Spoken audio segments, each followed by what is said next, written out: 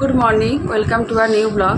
আজ হচ্ছে মঙ্গলবার আর আমি রেডি হয়ে গেছি। এখন বাজছে 8:30 আর ব্রেকফাস্টও নিয়ে নিয়েছি। আজকে উঠে চাও খাইনি। আমি আজকে সকালবেলাতেও বেরোইনি, কারণ এখানে যাবার আর কি তাড়া ছিল। আমি সকালবেলা থেকে উঠে একটু কাজে বসেছিলাম, তারপরে স্নান টান করে রেডি হয়ে ঠাকুর প্রণাম করে আমি খেতে বসে গেছি। আজ লুচি আর আলুর তরকারি আর কি খাবো বললাম। যাব হচ্ছে ওইদিকে হাওড়ার ওদিকে যাব। তো এখন খেয়ে নিই। আজকে আকাশটা তো এখন অবধি ওয়েদারটা নরমই আছে, বাট হালকা হালকা রোদ উঠছে, কিন্তু গরম ভাবটা এখন অত সকালে বুঝতে পারছি না এখনও। যাই হোক, চলো যাওয়া যাক। আর যেতে যেতে তোমাদের সাথে শেয়ার করছি। এখান থেকে লাবণী থেকে বাস যদি পেয়ে যাই তাহলে বাসে চলে যাবো হাওড়া, আর না উল্টোডাঙায় যেতে হবে অটো করে। এখান থেকে লাবণীর উপর দিয়ে মৌরিগ্রাম হাওড়া যায়, তো ওই বাসটাই ধরি। চলো দেখি।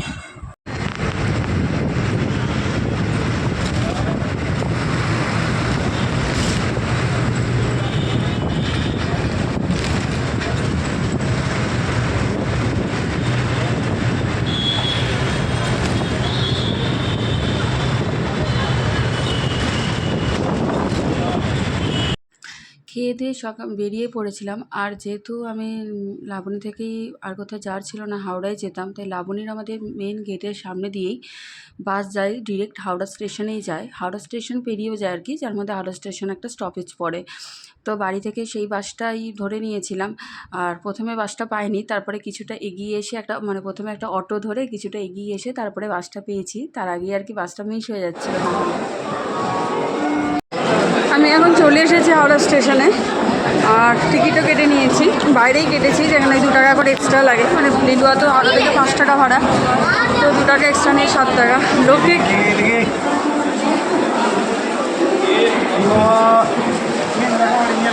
লোকে গিজগিজ করছে। চল আগে দেখি কোথায় ট্রেন দিয়েছে, সেটাতে যাই।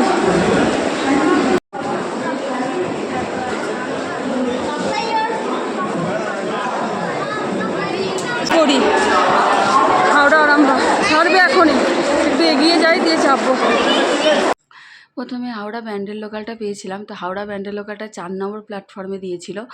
আর আরেকটা ছিল হাওড়া আরামবাগ লোকাল, যেটা দিয়েছিল 5 নম্বর।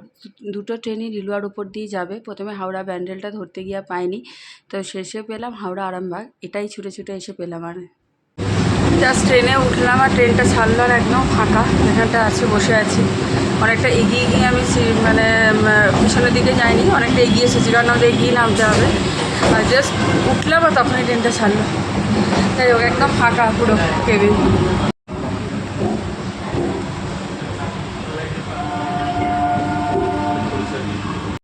যেতে তো 8 মিনিট টাইম দেখাচ্ছে, হয়তো 10-12 মিনিট লাগবে। যাই হোক, চলো যাই। প্রসেনজিৎকে একটা ফোন করে নিই যে আমি পৌঁছে যাবো আর হয়তো 5-7 মিনিটের মধ্যে, তারপরে আসছি। তো দেখতেই পেলে ট্রেনের কেবিনটা একদমই ফাঁকা ছিল, যেহেতু অনেক সকালে ট্রেনটা ধরেছি আর কি, তাই জন্য একদমই ফাঁকা। আর ভিডিও করতে করতেই এরা আমার সামনেই বসেছিল, তো এদের কিছুটা ভিডিওতে চলেও এসেছে। তো মেয়েটার বোধহয় শরীর খারাপ ছিল বা কিছু, ছেলেটা খুব যত্ন করে তার মাথা টিপে দিচ্ছিল। যাই হোক, এগুলো দেখলেও ভালো লাগে। এখন তো এই যুগে আর এরকম ভালোবাসা জিনিসটা পাওয়াই যায় না, তবু ভালো লাগলো দেখে, তাই একটু ভিডিও করে দিলাম।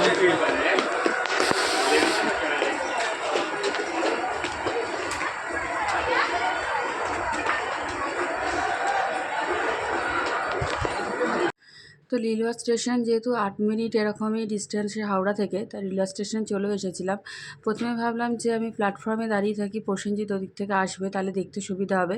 কিন্তু তারপরে আমি যেহেতু জানি যে কোন দিকটা দিয়ে গেলে আর কি যা কাজে যাচ্ছি সেটাতে সুবিধা হবে, তাই সেই জন্য আমি প্ল্যাটফর্ম দিয়ে উঠে ব্রিজ দিয়ে ওই দিকে চলে গেছি। আমি এসে গেছি লিলুয়াতে, আর আমি দাঁড়িয়ে আছি 1 নম্বর প্ল্যাটফর্ম দিয়ে নেবে, কারণ প্রসেনজিৎ আসবে। তারপরে প্রসেনজিতের বাড়ি থেকে ওখান থেকে টোটো করে আসবে, দেন ওখান থেকে লিলুয়া হয়ে স্টেশনটা পার করে এদিকে আসবে আর কি। তো আমি এখন ওয়েট করছি ওর জন্য। একবারেই যাবো। এখান থেকে রিক্সা পাওয়া যায়, রিক্সা বা টোটো, সেটা এখান থেকে নিয়ে নেবো। এখনও আসেনি ও। তো কিছুক্ষণ দাঁড়িয়ে থাকার পর ফাইনালি ও এলো। ওর লিলুয়াতেই বাড়ি, কিন্তু যেহেতু ওকে ট্রেনের ওই পার দিয়ে আসতে হয়, ওখান থেকে অটো করে তারপরে এদিকে আসতে হয়। আমার বাড়ির কিছু কারণে একটু আমি আগেই চলে এসেছিলাম, ওরই একটু ওর লেটও হয়েছিল। তাছাড়া যাই হোক কিছুক্ষণ পরে চলে এলো। তারপর আমরা এসেছিলাম সেদিন মানে আমার প্রজেক্টের জন্য মার্বেল কিনতে বা টাইলস দেখতে, সব কিছু দেখতেই এসেছিলো। এটা মানে এই দোকান থেকে আমরা আগেও কিনেছি। এই এই এদের মেন এই যে এদের শোরুমটাতে মানে এদের গোডাউনটা অনেকটা বড় আর অনেক কিছু মাল মেটেরিয়াল থাকে। আর যেহেতু আমার অনেকজন মানে অনেক দিন কিনছি এবং চেনা হয়ে গেছে, তাই এখান থেকে আমি মেনলি জিনিসপত্র কেনার চেষ্টা করি। কারণ এদের জিনিসগুলো খুব ভালো থাকে, কোনো কিছু প্রবলেম হলে অতটা ঝামেলাও পোহাতে হয় না, তারাই হেল্প করে দেয় আর কি। তো প্রথমে আমি একটু 4-5টা এদিক ওদিক দেখে নিয়েছিলাম যে কী কী জিনিস আছে বা কী না আছে, কোনটা কীরকম কস্টিং বা কী আসছে কী না আসছে, যেহেতু আমার একটা পুরো প্রজেক্টেরই মাল লাগবে আর কি। তাই সেই জন্য পুরো জিনিসটা দেখলাম। আর এই যে দেখছো গ্রানাইটগুলো কীরকম নামছে, বড় বড় সব। তো বড় ছোট স্ল্যাব বিভিন্ন ধরনের থাকে, যার যেরকম রিকোয়ারমেন্ট থাকে তাই। তো আমরা কথা বলে নিলাম, অনেকক্ষণই ছিলাম সেখান থেকে, প্রায় 3-4 ঘন্টা ছিলাম। এবং ওখানকার যিনি মেন ছিলেন, হেড ছিলেন, তার সাথে বিভিন্ন কথা হচ্ছিলো বা এই গোটা মার্বেল টাইলস এই সেকশনটা পুরোটা ঘুরে দেখছিলাম যে কোন নেওয়া যায় বা কী নেওয়া যায়। যাই হোক, এদের যে কোনো বড় মানে এদের বিভিন্ন রকম রুলস থাকে, সব রুলসগুলো মেনটেন করে তারপরেই একটা প্রজেক্টের মানে একটা গাড়ি বেরোয় আর কি। আর এইখানে এদেরই মানে বোধহয় এখানকার কাছাকাছি আশ্রমের কোনো একটা মাল মানে ওনারা এসেছিলেন, যিনি আর কি মহারাজরা থাকেন। তো ওখান থেকে বেরিয়ে আমরা বালি চলে এলাম। ওখান থেকে লিলুয়া চলে এসেছিলাম। লিলুয়া থেকে স্টেশনে করে জাস্ট লিলুয়াতে দেখছো ক্রস করছি, ওখান থেকে বালি চলে এসেছিলাম আর কি। কারণ বালি থেকে ভেবেছিলাম যে বালিতেই শাটেলগুলো দাঁড়িয়ে থাকে, তো ওখান থেকে যেহেতু শাটেল ধরবো, তো সেই জন্য আমরা বালিটাই চুজ করেছিলাম। আমরা উপরে আর বালি হল্টে যাইনি। বালি হল্টে গেলে ওখান থেকে যে অনেক বাস পাওয়া যায় এয়ারপোর্ট যাওয়ার, বা এয়ারপোর্ট, নিউ টাউন বা উল্টোডাঙা, বাইপাস সব কিছুরই বাস পাওয়া যায়। কিন্তু যেহেতু স্যাটেলে করে যাব, তাই এখান থেকেই তাই আর বালি হল্টে আর যাইনি, বালিতেই চলে এসেছিলাম।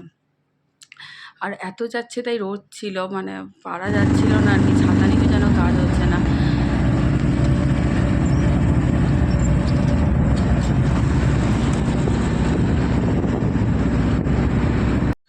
তো শাটেলে অনেকক্ষণ বসে থাকতে হয়েছিল, কারণ একটা শাটেলে মিনিমাম প্রায় 14 জনের মতো বসে, এবং যতক্ষণ না ওটা ফুল আপ হচ্ছে তারা ছাড়ে মানে শাটেল ছাড়েই না আর কি।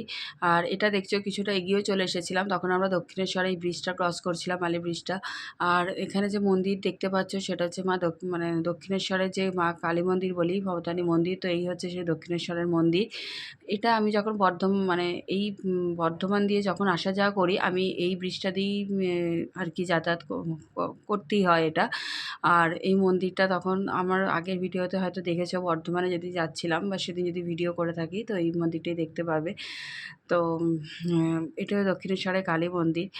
আর এখান থেকে মানে এখান থেকে মিনিমাম বালির ওই যেখান থেকে স্যাটেলটা ধরি সেখান থেকে নিউ টাউনে আসতে মিনিমাম তো 1 ঘন্টা মতো টাইম লাগেই, কারণ এরা অনেকটা এদিক ওদিক ঘুরে আসে আর কি।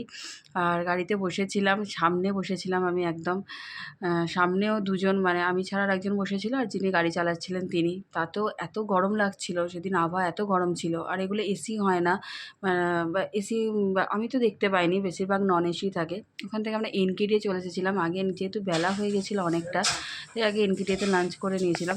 দেন এনকেডিয়ের কাজ ছিল, এনকেডিয়ের কাজ সারার পরে আমরা সাইটে চলে এসেছিলাম, যে সেদিন কী কাজ হচ্ছিল।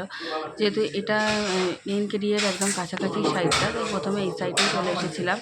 আর তখন দেখছো মানে এই সাইটে ঈদে যাওয়ার আগে প্রচুর লোকজন লেগেছিল, এবং কাজটা তাড়াতাড়ি তোলার জন্যই লোকজন এত লাগানো হয়েছিল। যাই হোক, যেহেতু প্রচুর লোকজন থাকে, টাইটেলটা নিজেও দেখতে আসে, তবু আমরা প্রত্যেকদিন চেষ্টা করি সাইট ভিজিট করার, মানে সাইট দেখা যাচ্ছে এবং থাকার।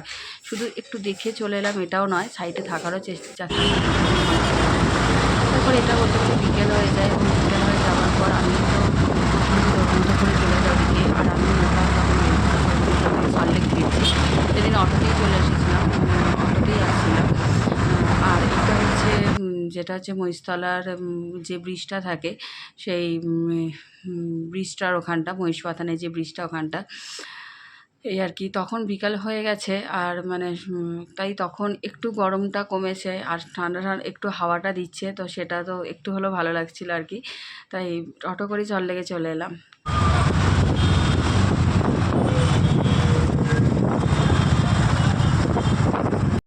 তো যেহেতু এখন মেট্রোর কাজ চলছে, তাই রাস্তাগুলো তো কিছুদিন ধরে ঘুরিয়ে দিয়েছে, এখন অনেক দিন ধরেই কাজটা চলছে আর কি। তো এই বাঁদিকে টার্নটা তাই জন্য নেওয়া, বাঁদিকে টার্ন নিয়ে সার্ভিস রোড ধরে মেন রাস্তায় আবার ওঠা।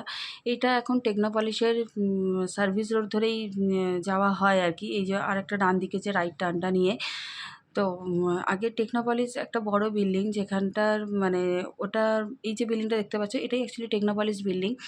এর মধ্যে অনেক ছোটোখাটো অফিস আছে, মানে ছোট বড় প্রচুর অফিস আছে আর কি। যাই হোক, আর অটো করে যাচ্ছি আজকে, তো আজ যেহেতু বিকাল বিকাল তাই আবহাওয়াটা মানে হাওয়াটা খাচ্ছি, বেশ ভালোও লাগছে। আর এই ছিল আমার আজকে সারাদিনের ভিডিও। যেহেতু আমি সন্ধেবেলা বেরিয়ে আর ভিডিও করিনি, যেহেতু আমার একটা মিটিং ছিল, তো আমাকে খুব তাড়াতাড়ি রেডি হয়ে আবার বেরিয়ে যেতে হয়েছিল, তাই জন্য আর ভিডিও করা হয়নি। তো ভিডিওটা যদি একটু ভালো লেগে থাকে তাহলে please like, comment, share and subscribe করে দিও। আর আমার ইউটিউব পেজে সাবস্ক্রাইব করে দিও। টাটা, ভালো থেকো, সুস্থ থেকো। আর একটু ফলোয়ার্স বাড়িয়ে তোমরা একটু শেয়ার করো, যাতে ফলোয়ার্স